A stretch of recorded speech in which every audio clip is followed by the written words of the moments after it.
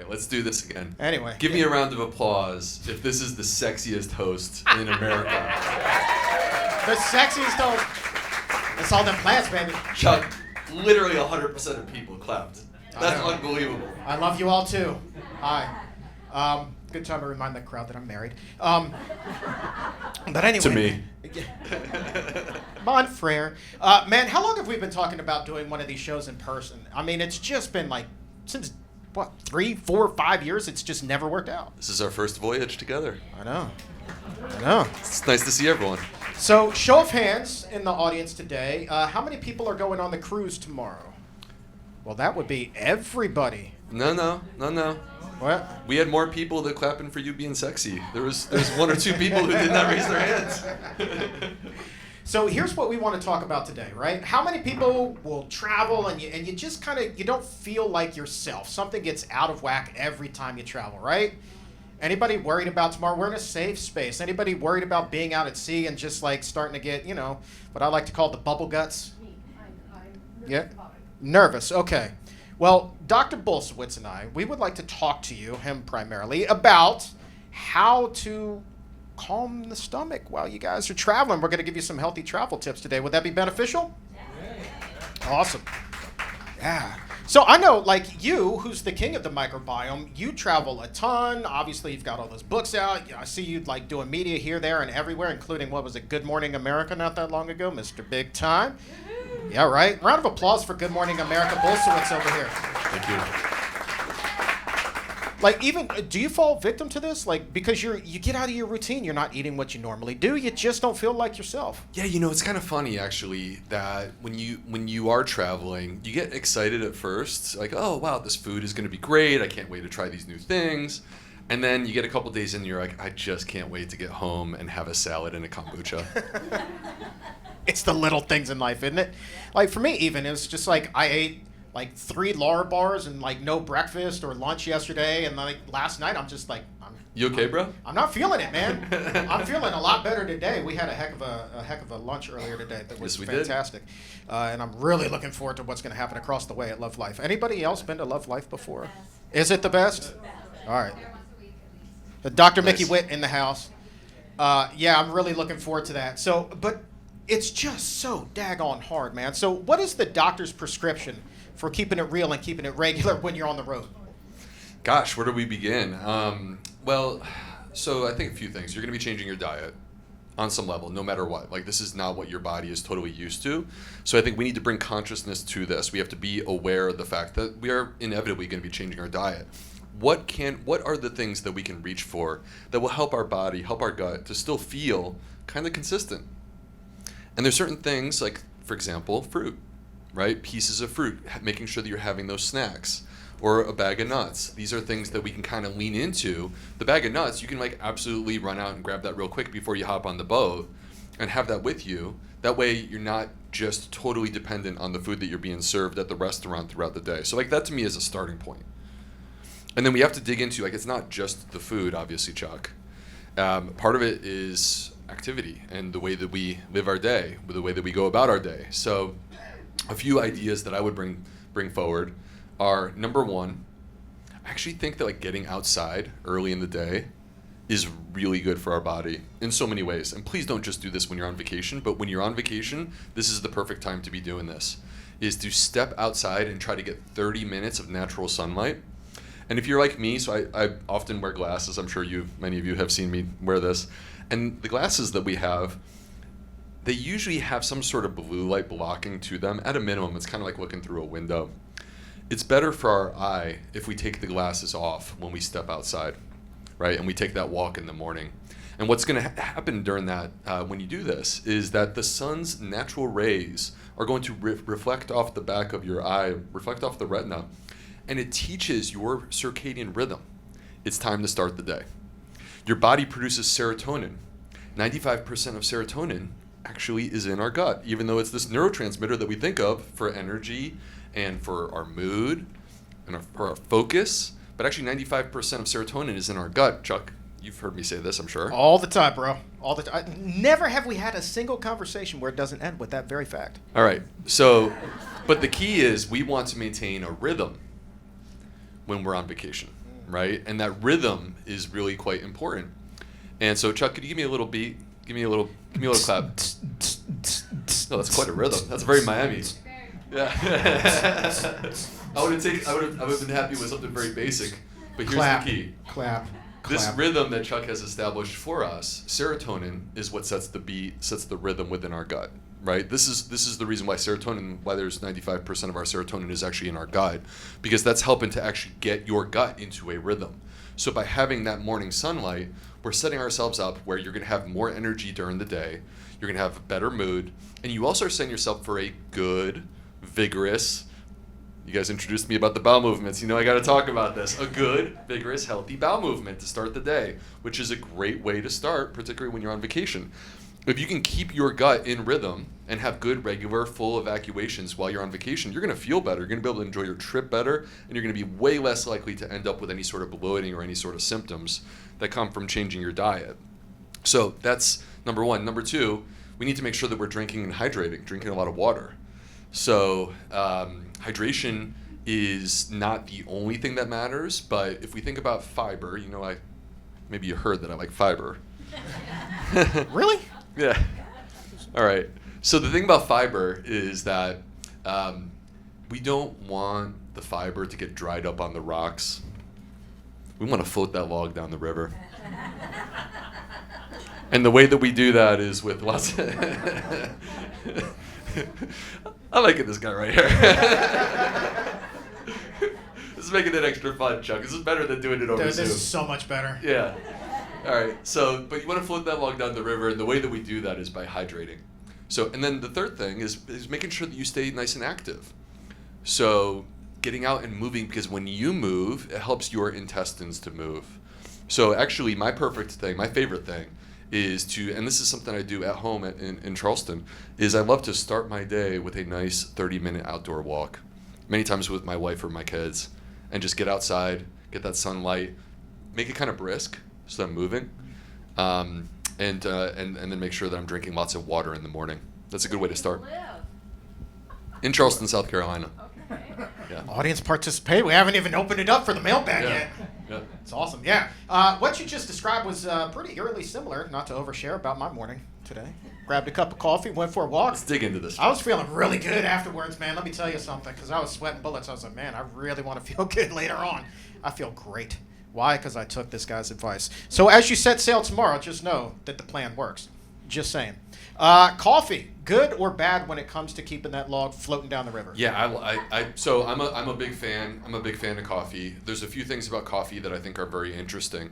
So many of you know this about me, but I'm the U.S. medical director of a personalized nutrition company called Zoe, and we do really cool research and publish that research in basically the best medical journals.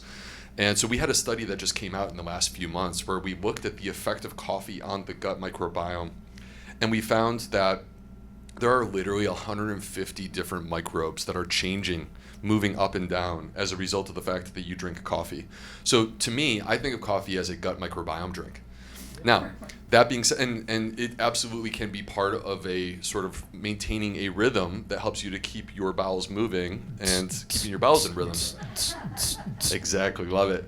So that being said, there are some people that coffee is just not a great choice. And if you are one of these people, I don't want you to feel bad or be like, oh, darn, like I can't get my coffee. There's tons of alternative choices. Literally, a glass of warm water by itself is actually great for the gut. You don't even have to have the coffee. Explain that one. Just the warmth? So the warmth is very soothing. I'm sure everyone's noticed this. Like a broth, a soup, a tea. These things are very soothing to the gut at baseline, right? And when you soothe the gut, then it's less likely to be spastic. It helps it sort of kind of get into a rhythm. And this is what we call the parasympathetic nervous system, right? When we're in our parasympathetic, which is the opposite of sympathetic. Sympathetic is our adrenaline, our fight or flight, right? It's like that moment where you are driving your car and someone cuts you off and you want to run them over. Not that I've ever had that happen, Chuck. Never. You? Yeah. Road rage? Never.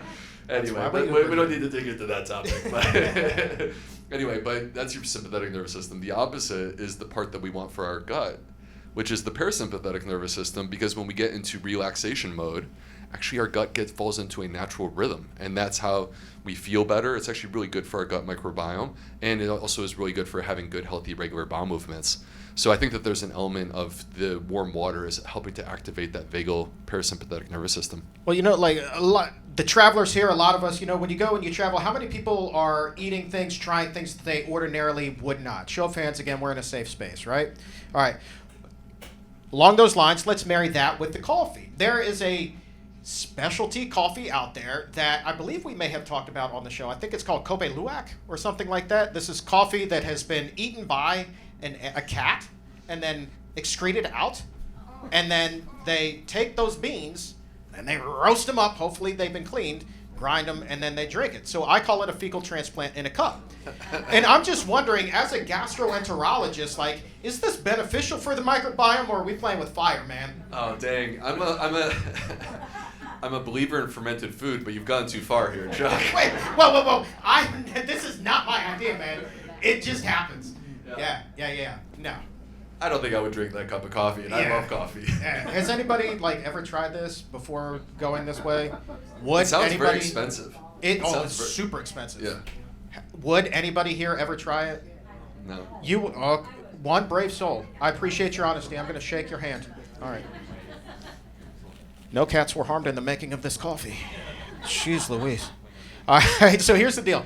We're going to talk a little bit more about some travel tips, but then also I want for you guys to put on your thinking caps and think of some questions that you might have for Dr. B, because my favorite part of the show is actually your questions when we open up the doctor's mailbag.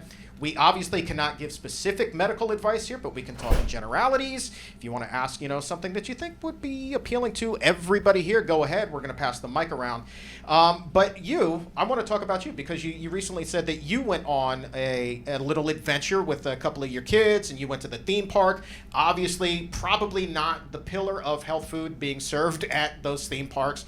So what do you do to kind of keep things healthy as you're still trying to have fun and live your life, man? Yeah, it is hard, to be honest with you. So we went to Universal Studios in Orlando with my two older kids who are 10 and 8, and we just did this 2-3 weeks ago. But we've done, as Chuck knows, we've done Disney many times in the past, and it is hard. What I would say is that it is way better when you make a plan before you arrive at the park. If you arrive at the park and just try to figure out, it's a mess. So, because, honestly, the 95% of the food options that are being presented are not only inconsistent with the type of food that I enjoy eating, but they also are just trash. Honestly. Yeah. Tell it like it is. Yeah. So, but that being said, there are absolutely restaurants that you can find that if you know that they're there and you plan ahead, then you can, either get a reservation or make a plan to try to get to that restaurant at a slightly off hour to actually be able to get, lunch or dinner there. It's like going to the movies and you're smuggling in healthy contraband, right? Are you doing that, Chuck? Come on. Look, I may have attended some movies in the past where my wife's purse got a little bit bigger and there's a couple of popcorns in there, maybe some healthy candy, I don't know. Amazing. Some drinks. It was a pretty big bag, dude. Yeah, nice. It was my gym bag. They never bothered to check it. It was awesome. Last one before we open it up for questions. Routine, though. We're talking about that being out of your element. You're not eating the same thing. Does the gut really thrive on routine in terms of being healthy? Absolutely. Yeah. Absolutely. The gut loves routine. So to me, one of the most powerful words when if you want to really simplify gut health, other than this concept that I teach of diversity of plants, another concept that's really important is the word consistency. Consistency is so powerful when it comes to the gut. Now, when it comes to coffee, the reason why coffee is so good is not because coffee is better than a kale salad. Coffee is not better than the things that we can find across the way at Love Life. The issue is that when you drink a cup of coffee, there are certain microbes that are going to respond to this, and you are kind of nudging those microbes in a certain direction. And when you repeat that, the next day, you're nudging them a little bit further, and a little bit further, and a little bit further. And next thing you know, this thing that you have been consistently doing and you have as a habit, it actually gets really reinforced within your gut microbiome, and then you're getting the full power and the benefit that comes from that. Whereas when you are wildly inconsistent with things, it's just not the same. The other sort of aspect to consistency is not just the choices that we make and whether or not you do them on a daily basis or like a more routine basis. The other aspect to this is our circadian rhythm.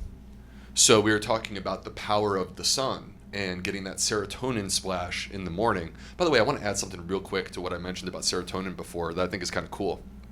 So I recently discovered in the last couple months melatonin. You all know melatonin. So melatonin is the nighttime hormone, right? So this basically like defines when the sun goes down, melatonin levels go up, and this is what allows us to sleep. And we have issues where like bright lights, digital devices are suppressing our melatonin. This is one of the issues why a lot of people can't sleep very well these days. All right. Well, it turns out that we have 400 times more melatonin in our gut than we have in our brain. Whoa. 400 times. So, whoa, okay, what's going on there? Okay, here's what's interesting. Serotonin is the precursor to melatonin. So when we get that morning sunlight, which produces serotonin for us, we are setting up and laying the foundation for that serotonin to be magically transformed into melatonin around 14 hours later. And in the gut, so in the brain, it's not the melatonin in the gut that makes you sleepy. Let me be totally clear on that. So it's not the melatonin in your gut that's going to help you to sleep. That's melatonin that's coming from the brain. But that morning sunlight does help you to get that melatonin for your brain, so that what you'll find is you take a walk at 7 in the morning, 9:30, 10 o'clock, you're starting to feel ready to go to bed, and you're ready for a nice rest. So, but in the gut, the melatonin, where we have 400x melatonin there, actually what's happening is when you go to bed, your body actually flips modes. So you're like, it's kind of fascinating. Your gut microbes are different at night. Your genetics are expressed differently at night. And you've gone from basically like day mode of being active and being prepared to build proteins and things like this to you actually flip and you're in recovery mode. And the melatonin is key to recovery with the gut. So it helps you to actually repair and restore the gut barrier, and it's good for the gut microbes. So when you're on vacation, we want to protect your gut microbes. And part of this is the food that you eat and all these different things, but part of this is also getting a good night's rest, which we actually are helping to facilitate by taking a morning walk. A good night's rest starts in the morning. Wow, how about that, right? If science class was anything like this guy over here, I actually would have showed up when I was a student. Unbelievable. So we do have another mic. If we could pass that around and open it up for questions. I believe Dania DePa, the lovely. Can we give a round of applause for Dania, please? Dania is actually my boss. She's our vice president of communication. So if you could take the opportunity tonight to tell her how much you enjoy the podcast and you want it to keep coming for years and years and years, that would be wonderful. Thank you. And so who's got the first question? Again, we can't do specific medical advice, but certainly we can ask in generalities. I think our gentleman right here with the cool hat. Okay. About consistency, does it also mean eating at about the same times? Is that important as well? Yeah, so our 24-hour clock, we each, as a human, have our biological rhythm that is defined by two main hormones. Nighttime is melatonin, and then daytime is cortisol. So our cortisol starts to raise in the early hours of the morning, like around 2, 3 in the morning. Cortisol levels are starting to raise, which is going to wake you up around 6 or 7 in the morning. It turns out that our gut microbes also have their own biological rhythm. And if the reason why our circadian rhythm is important globally is because our body is prepared to do specific things at specific times. And you know that this is true because, so do we have anyone who's traveled multiple time zones here? Where did you come from? You came from Cambodia. Okay. You win the award for longest distance. You win. You win, unless we have an Australian in the crowd. No? Okay, cool. Jet lag is brutal, right? Jet lag is brutal, and what is jet lag? Jet lag is your circadian rhythm being out of rhythm. And they actually did this interesting study where they took people from the United States, they checked their microbiome, and they put them on a plane to Israel. and they checked their microbiome when they arrived in Israel, and they checked it again like 48 hours later, and then they checked it a couple of weeks later. And what they found is that the microbiome that they started with when they were in Houston did not get back to normal until a few weeks later, because the shift from, which is not as much as going to Cambodia, the shift from going to Houston to Israel, which I think is like a +8 time zone difference, that shift was throwing off their microbiome substantially. So here's the point. Your question was, I know this is a tortuous way to get to your question. Your question was, should we eat should we eat at roughly the same time, right? And my answer to your question is, these microbes have clearly demonstrated to us that they love a rhythm and they love predictability, right? Because then they can be prepared to do specific things at specific times a day. And one of the strongest arguments that exists for time-restricted eating, where we have a period of time where we're fasting and a period of time where we're eating, and we define those times, one of the strongest arguments from my perspective is not just the amount of time, but the fact that by paying attention to time, people are locking in specific meal times and they're getting much more consistent. I think that's one of the reasons why it's so beneficial. Well, let me ask you this, as Dania, who's got the next question? So as Dania's working her way across the room, let me ask you this. The clocks are shifting this weekend, springing forward. So we're only talking about a 1 hour adjustment. Do you still think the microbiome, the gut's going to get a little funky then? Because people say, I just don't feel like myself after the clocks change. Well, so a few things, Chuck. So let's take that and hold that for a moment. I'll come back to it. And let's ask the question, what happens if you shift your sleepy time by 1 hour? And what we find is actually there's negative consequences to this. So like literally sleep consistency by itself is an important part. We always think of how many hours did you get? Okay, that's important, but consistency is important too. So one of the studies that we did at Zoe was actually looking at people who have social jet lag. So what is social jet lag? Social jet lag was the way that I lived when I was in college, which is like you're up to a certain time, but then on the weekend you're up till 3 a.m, right? I'll drink water to that. Okay.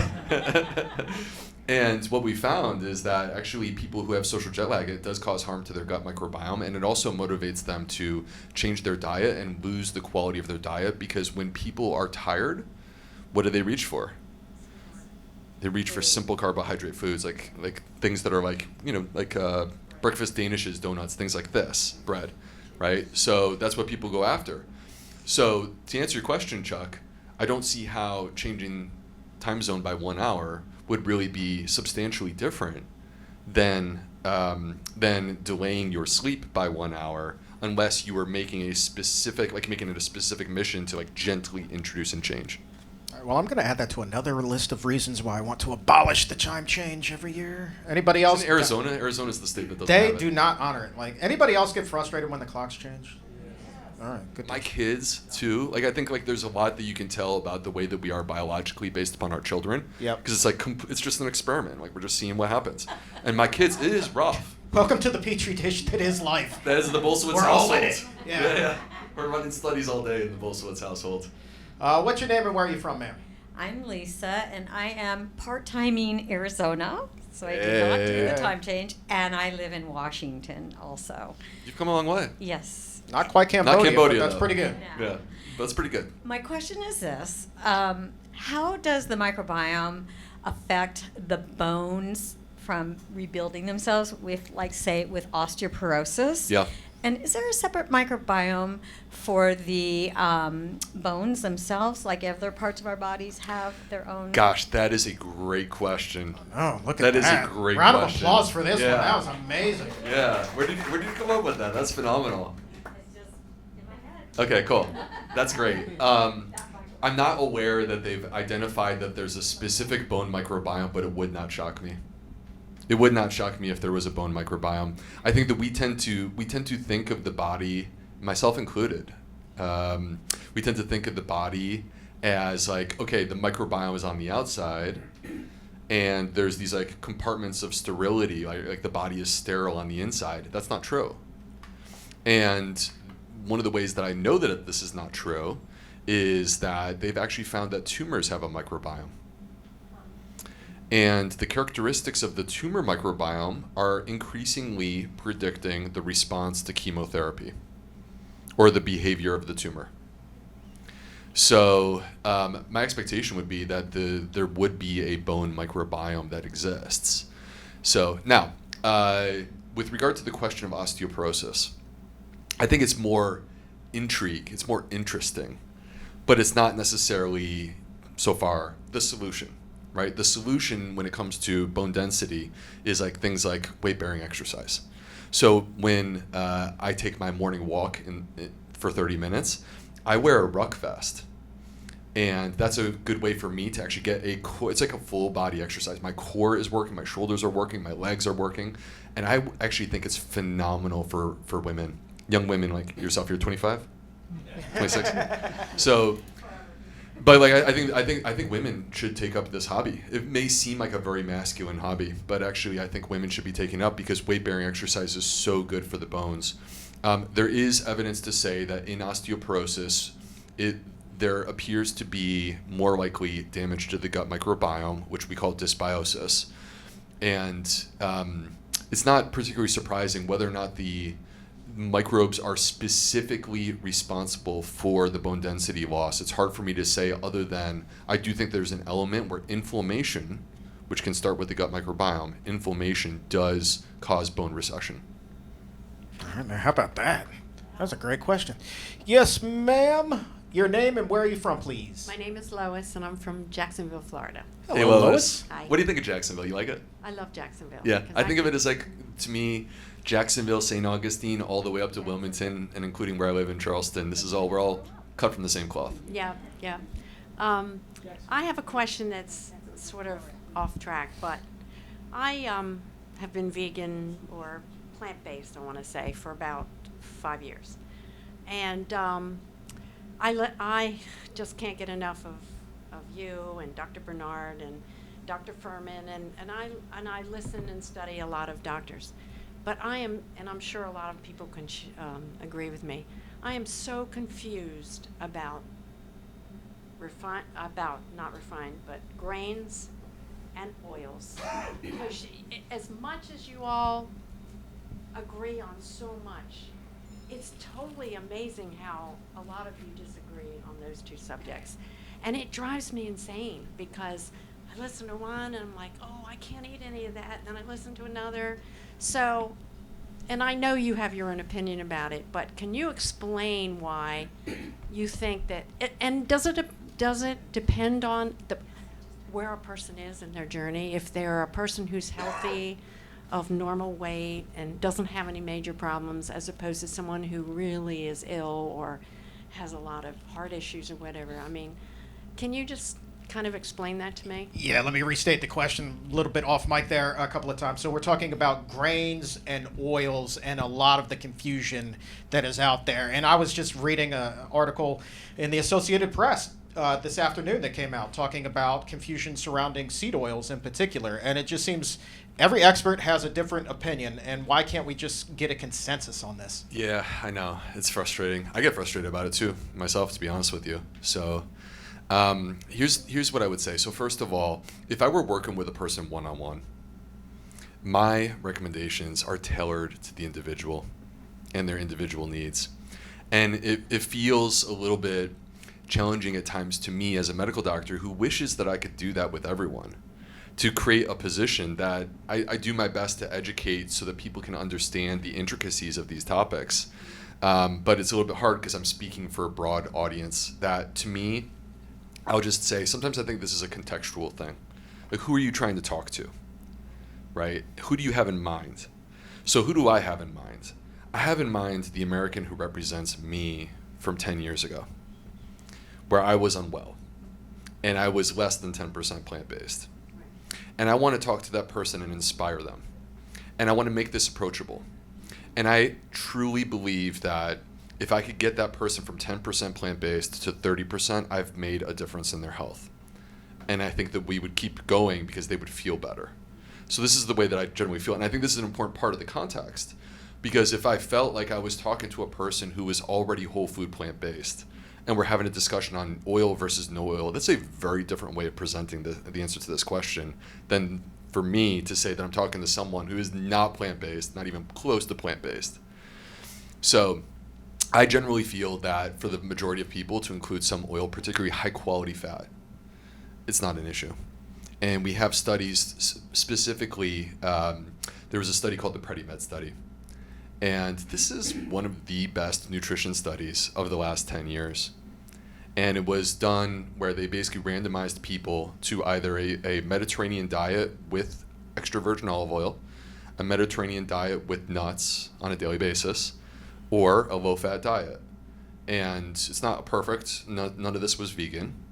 But in that study, the people who did the best were the people that were doing Mediterranean with extra virgin olive oil. And they actually did better than the people who were Mediterranean diet with nuts. And we have to let the data talk. And so that's the way that I feel about that particular topic. The grains, I wasn't aware that there was any sort of controversy. Well, there are some doctors that want to eliminate all the grains. All of them. And just eat. Every last one of them. I'm sorry. What in the plant-based community? Yeah, No, not necessarily in the plant-based community, but there are experts out there. I was just talking about this on the show with Dr. Roxy Becker, where there are people, because of the toxins that are in their glyphosate, things like that. Yeah. Yeah. So, all right. So, whole grains to me are conceptually similar to legumes, which is that they are a wonderful source when they're whole food form. They are a wonderful source of fiber, resistant starch, and polyphenols. And if you're wondering, like, what are the things that feed our microbiome, I just named them: fiber, resistant starch, and polyphenols. And you can find all three in whole grains and legumes. So, in that sort of form, the data to me are very clear that whole grains are to our benefit.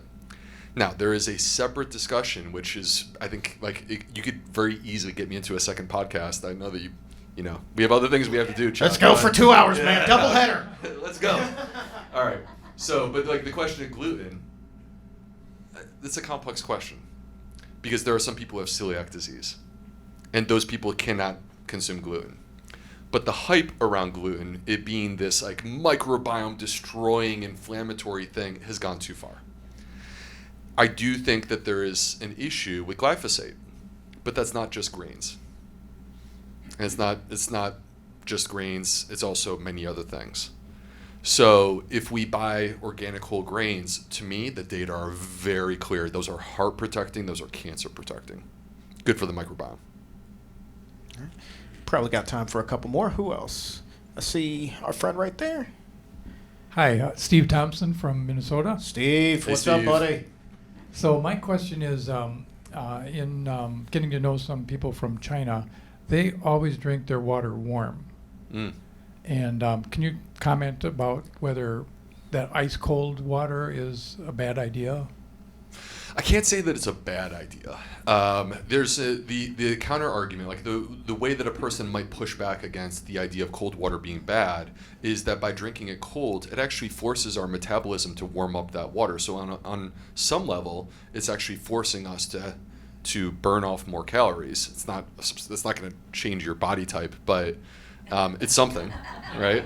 So it's something. But that being said, I think that where I would ultimately define my answer to this question is based upon how you feel. Because if you're the type of person who drinks warmer water and you feel better when you're doing that, which there are definitely people like this, then that to me is the answer to the question. You found what works for you. That's what you should do. I don't think there's a right or a wrong answer. Just like I've heard some people who say that you shouldn't drink water with food because it dilutes your digestive enzymes and things like this. I have not seen a study to date that would support that. But that being said, if you feel better by not drinking water with your food, as long as you're hydrating yourself and drinking enough water throughout the course of the day, I'm very happy. Back in the day when I was still overweight, I read that study about cold water speeding up the metabolism. I was like, I'm just going to drink myself thin. Didn't exactly work out all that well, man. You would have needed more water than I think humanly possible in 2 lifetimes to be able to pull that one off, man. It's okay, Chuck. I get it because I was the guy who was having the Diet Coke because that was the healthy part of the meal. Holla. Yeah. I got you. Yes, ma'am. Your name and where you're from, please. Hi, Alicia. Hi, Alicia. From Miami and Aspen. So I wonder if you'd comment on fermented foods. Like I know when I'm traveling, and we were talking about traveling when we began the podcast today, and what I find and I was taught was that using umeboshi plums after a meal could help support digestion, and that of course goes to the microbiome. And this is a salt pickled plum. So it's a fermented food. And I know macrobiotically, which is where I came into Whole Foods 45 years ago, we usually have a fermented food, a sauerkraut or a pickle or something with a meal. And how does that all work with the gut and the microbiome? And is it really beneficial? I find it so, but maybe other people don't. Would you comment on that? Well, I think on some level your body is telling the story and answering the question, right? So how you feel is very important. I think this is something that we have to keep sight of on a certain level, is foods that make us feel well and make us feel like our gut is in rhythm when we're consuming these foods. That's an important thing. All right, so fermented food, I have been a huge believer and advocate for fermented food. This book right here, Fiber Fueled, I really laid the foundation for this book in 2018.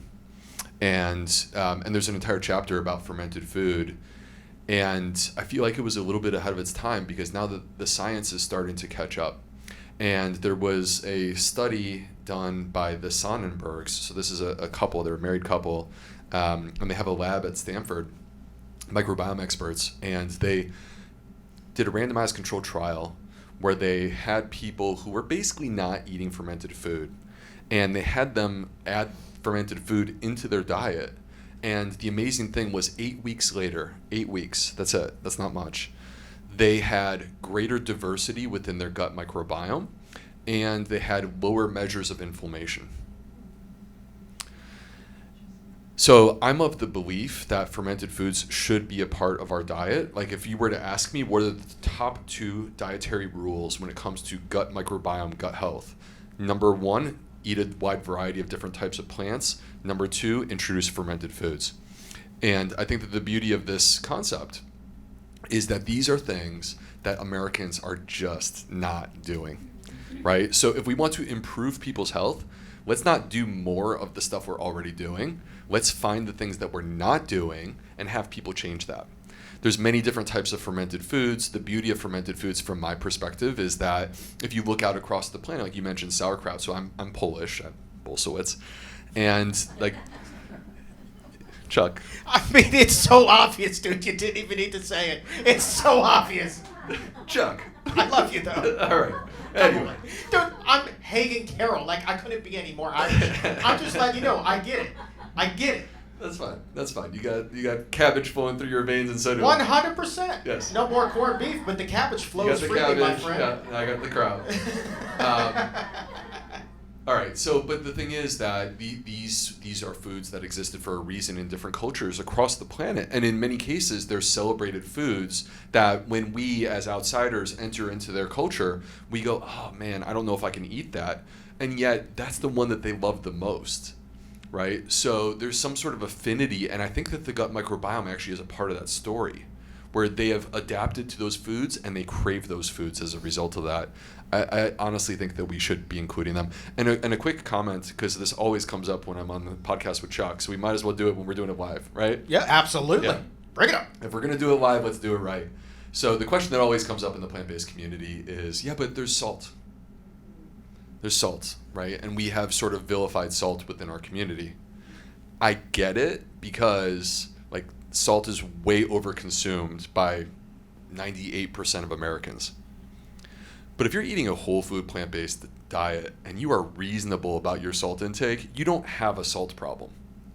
And you have created wiggle room for yourself to be allowed to receive the benefits that come from fermented food. You're not going to tip the scale from going from, oh, I'm whole food plant-based and I'm doing well, to suddenly you have a salt problem because you had a serving of sauerkraut that's quite small.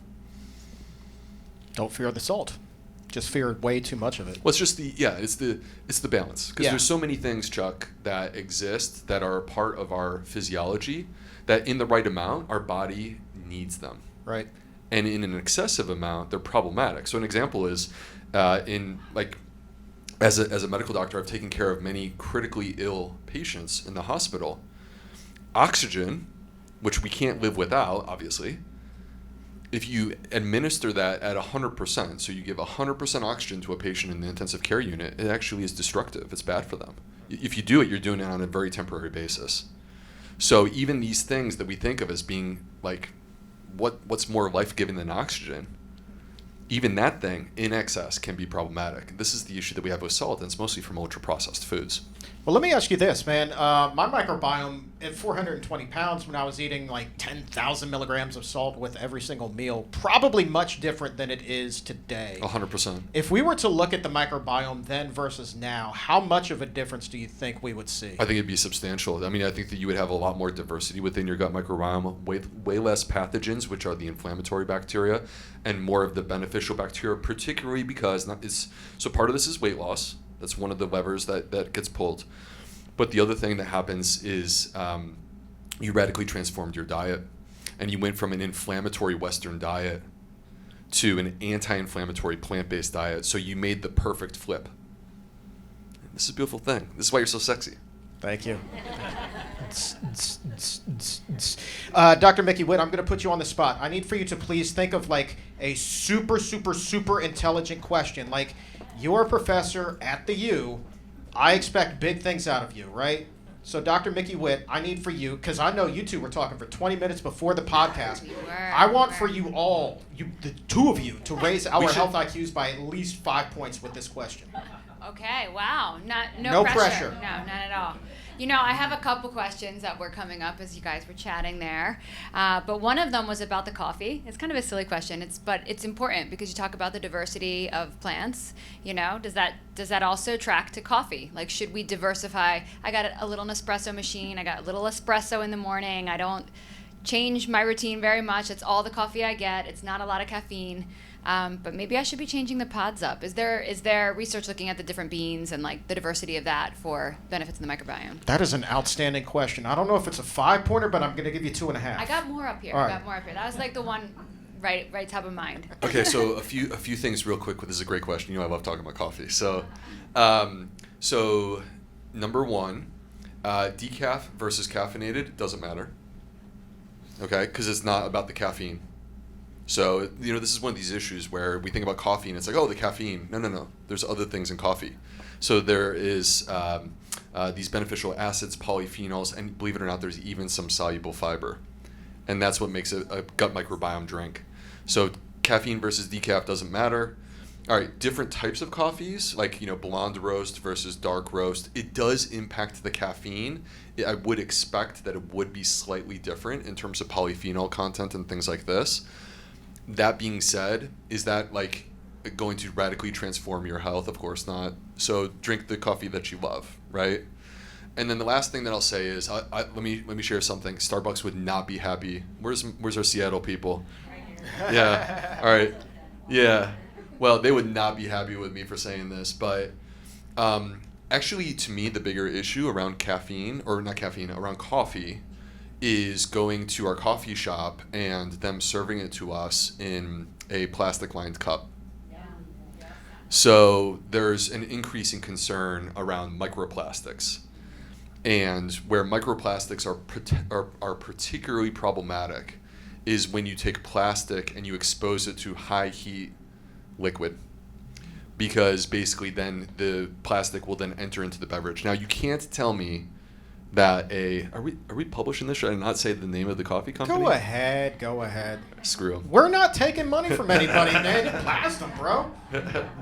All right. Well, anyway, any coffee company, right? You wuss. Chuck, I don't need any sort of whisper in letter my from an ear. attorney. I'll say it. Yeah. Well, you know what I'm talking about. Yeah. Yeah. All right. But you get this coffee cup, right? You forgot to finish your coffee. You come across it 3 days later, right? It's been sitting in there. Why has it not spilled onto your counter? Because it's lined with plastic. It has to be. It's not paper. There's no way that's just paper. But that's not declared. That's not made. Is that made public to you when you buy? Do they say, do you want this in a plastic cup? No, they say, do you want this in a cup? And this is one of the issues. So I think, to me, this is the bigger issue around our coffee habit. Is yes, coffee is generally beneficial. By the way, so is tea. And black tea versus green tea versus pu'er tea. Any hardcore tea people? Pu'er tea is fermented tea. Matcha is the best tea. Matcha is the best tea. The reason why the matcha is the best tea is that matcha has 100 times more EGCG, which is what we're trying to get from our tea. And the reason why it has so much is because you're actually consuming the whole tea leaf. So you're not just steeping it, it's ground into a powder, and then you actually are consuming the whole tea leaf. So matcha, to me, is the absolute best, and I love a good matcha in the afternoon. But black tea, green tea, and then pu'er tea is a fermented tea. So if you're serious about tea, check out pu'er tea. It's got a funky It's a funky good though, flavor. man. It's really good. Yeah, I like it, but it's not for everyone.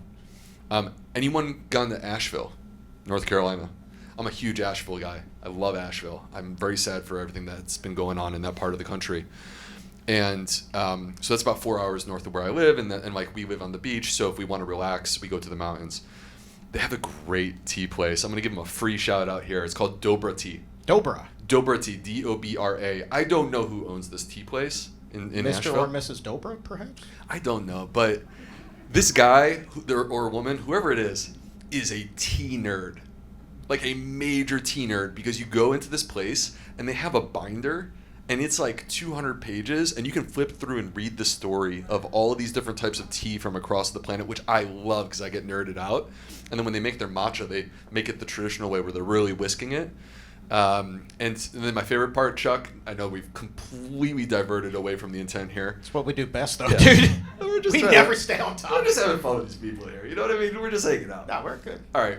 So, but my favorite part is, this is what I was telling Chuck earlier today. You got to go to Asheville, buddy. You got to go to Asheville and check out some of these places. So, my favorite part is you go to the back. You go to the back, downtown Asheville, and you go to the back of the Dobra Tea store. And they have this weird area where you got to walk through beads, because Asheville has like a hippie undertone to the whole city. So you got to get into the hippie section, which is in the back, where you take your shoes off and you sit on the floor, and they have all these pillows, and you get really comfy and cozy, and then they bring your tea to you. It's a fantastic place. Dude, next time you're in the D.C. area, I want to take you down to Georgetown. There's an authentic Japanese tea house there that I went to one time, and they actually pour the hot water over top of the clay pot. Like, it's a whole ritual thing. You can make a whole afternoon of it. Dude, you're talking my love language right now. Bro, This you is want to amazing. talk about, like, gobs and gobs of choices. Like, it's a wall of tea. Like, they have a type of tea for, like, basically every record that's on the back here at Dante's Hi-Fi. It's an amazing selection. All right, so the people who are listening to us at home can't see this, but my leg is twitching right now It from is. what you're just saying. Shaking like a leaf. Shaking like a leaf. I think we have time for one more question. Did you have a follow-up, Dr. Witt? I'll pass it on to it. All right, one more the other question. ones. Let's see a hand go up. Yes, ma'am, in the corner over here. Keep that hand up. Daniel's coming around. She's coming around the mountain when she comes. Yes, ma'am, your Hi, name and where hi. you're from. I'm Teresa. I'm from Minnesota, where it gets below 0 in the winter and makes it kind of challenging to go for a walk. Yeah, I hear you on that. We should talk about that. Yeah. Is so- that your question, or you had something else? No, my question is, This is a statement of fact. It's really cold No, I in appreciate Minnesota. that. Thank you. my question is, there are people who eat consistently 3 meals a day, and there are people who are snackers or grazers and eat maybe 5 or 6 smaller meals per day. Yeah. So, does it matter if you're a grazer or if you're a 3 meal a day person, or is it more important that it's the consistency? Yes. Okay. So this is a great question. Real quick, from Minnesota, I would, if truly you can't get outside, then a lamp, 10,000 lux, is what you want to get. It's not as good as the sunlight. The sunlight is the spectrum. It's perfect. We were evolved for it. So, but a lamp with 10,000 lux is what you want to get, and you would turn that on in the morning for 30 minutes, not stare straight at it. All right. So with, I'm sorry, the question, Chuck, you have to remind me. Grazing. Okay. Grazing yes. versus Yes, yes. 3 meal square. All right. So a few thoughts. To me, there's an intuitive element to this. How do you feel? Because if you feel well and you feel most aligned with eating and you feel like you're thriving by grazing, I wouldn't try to disrupt that. We did a study at Zoe looking at snacks and the effect of snacks on our health, including our metabolism, and also looking at the effect on our gut microbiome. And what we found is that snacking by itself as a practice is not wrong. What's wrong are the choices that many people are making, because people are eating unhealthy snacks. When you opt for high quality snacks, which could be the things that we've been discussing, like fruit and nuts and things like this, then actually snacking can be quite good for us, because you almost in a way are priming the pump where you're already activating the satiety hormones that your body needs, so that when you do ultimately go to eat dinner, you're not excessively hungry. So there can be some benefits to this. All right, man. Who's excited to go on the cruise tomorrow? Yeah. I wish I could join you guys. And how much fun was this? We got to do another live and in-person show, man. Let's do it. Yeah. Let's go on a tour. I'm so Let's get a bus. raise a glass. Yeah. Yeah, Let's get a bus. dude. I'm 100% on board with that. The bus? Yeah, the bus. Like a Madden bus, like John Madden used to have. Now you're talking my love language, sir. Yes. Absolutely. Yeah. Yeah. Now we're talking football. Absolutely. Yeah. Mr. I just went down to New Orleans before the Super Bowl to talk to all the NFL alumni about gut health. That was pretty cool. Yeah, it was cool. That's a pretty cool flex. But thank you guys so much for coming.